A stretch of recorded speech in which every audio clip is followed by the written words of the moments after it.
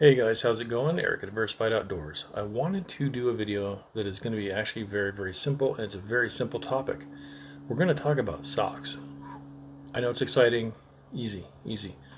The reason I want to talk about socks is because deer season's coming up, and if you hunt, or if you go out in the woods, or if you go hiking, or whatever you do, you know that part of what's going to keep you happy is if your feet are happy, and if your feet are warm and comfortable.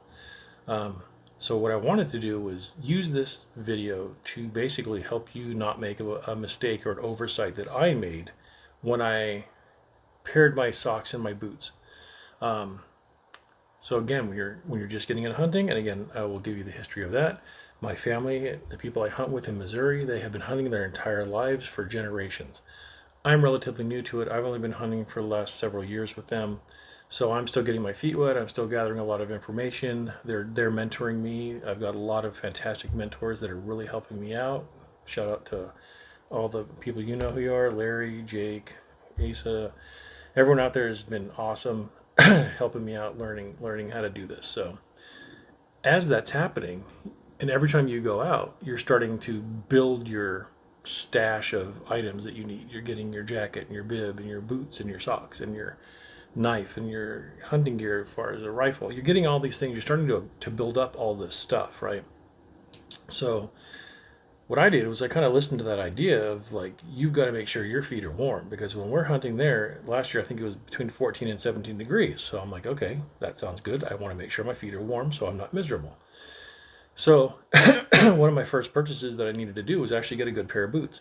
And again, I hit everyone up. They all gave me some opinions. And what I landed on was I ended up getting Thorogoods. I did a lot of research and I ended up really liking this company. Ended up a little shout out to midwestboots.com. They had a fantastic deal. I probably got these for half price because they were like the previous year's model or whatever, right? But one thing I factored in is that, and one thing you probably want to factor in as well, is that you want to get a pair of boots that are insulated. And they can be down, I think, to 200, 400, 600, 800, and I think even higher. But if you notice, these are rated as 400 grams, and that's of a 3M, I think it's called Thinsulate or whatever. And it basically just means that these are lined with a like a barrier that helps to insulate and keep heat into your boot, so that it's kind of a good assist with your socks. So with that combination, you're able to keep your feet warm. So I knew, okay, cool. I got the boots, I got the ones I wanted, and I knew they were already partially insulated. So then the next step was socks. But here's the key. The key was is I ordered these online, and as you can imagine, when you order boots online, your biggest concern is when they show up, you've never been able to try them on in real life. So you're just crossing your fingers these things are going to fit, right?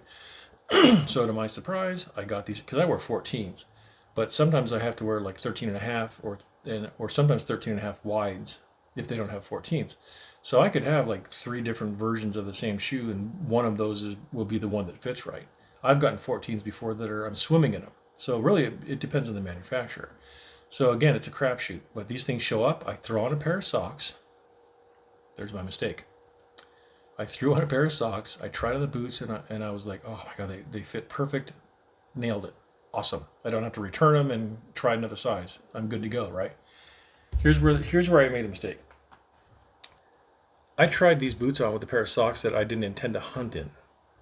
And so what I did, given that I'm so concerned by everyone telling me to be concerned about my feet being miserably cold, is I went over to Bass Pro or your Cabela's, whatever you got. For me, it's Bass Pro, and I got three pairs, which they're like $20 a piece. You're looking at like $60 worth of socks sitting here, right?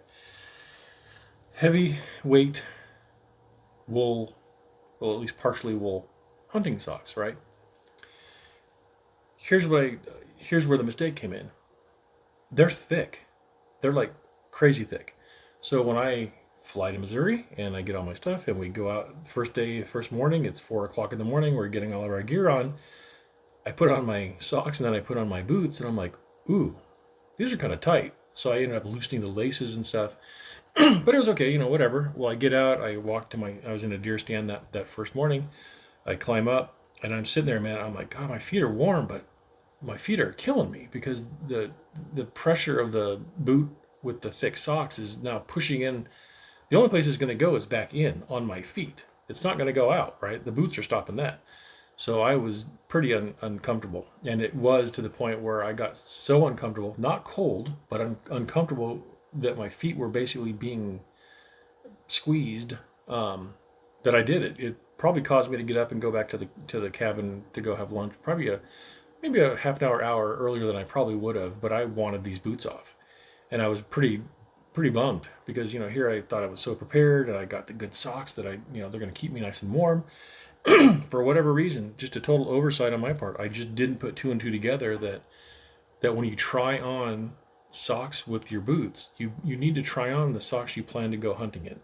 So anyway, these won't go to waste because I can still take them with me. I'll wear them when I go to bed or after we are done hunting, and I put on some Uggs or whatever around the cabin. We got some old cast iron stoves. Keep the warmth in because it's like 14 to 17 degrees is what it was last year.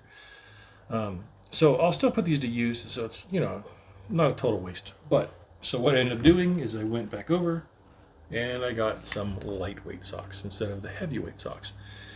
And these are still wool. The blend is like 20% wool, 65 acrylic, and like 15% stretch nylon. So these still do have 20% wool in them.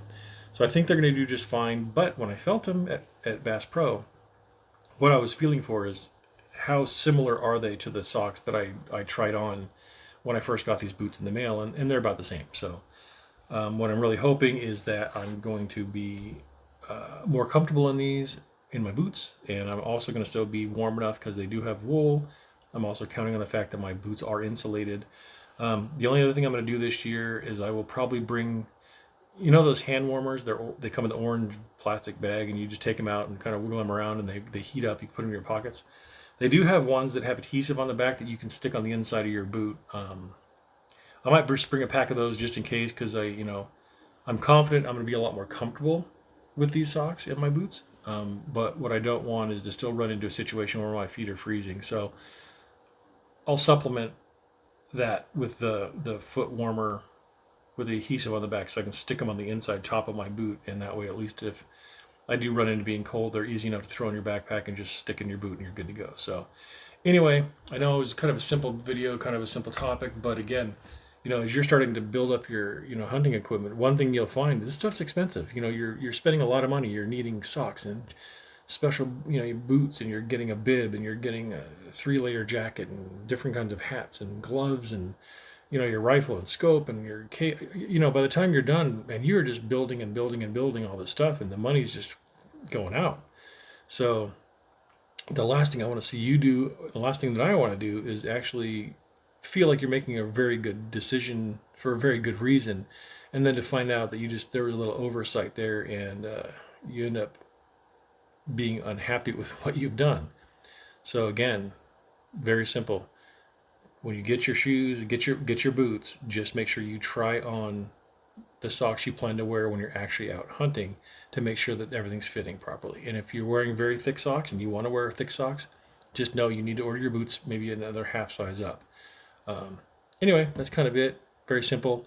I'll try to put out a few more videos because we still have a little bit till November for deer season. So I kind of wanted to switch gears to do a little bit of hunting stuff before the season opens. So if you're new like me, all the help you can get is fantastic in my book. So anyway, I hope this gave you something to think about. Maybe it's going to help you not make the same oversight that I made. So that's my hope.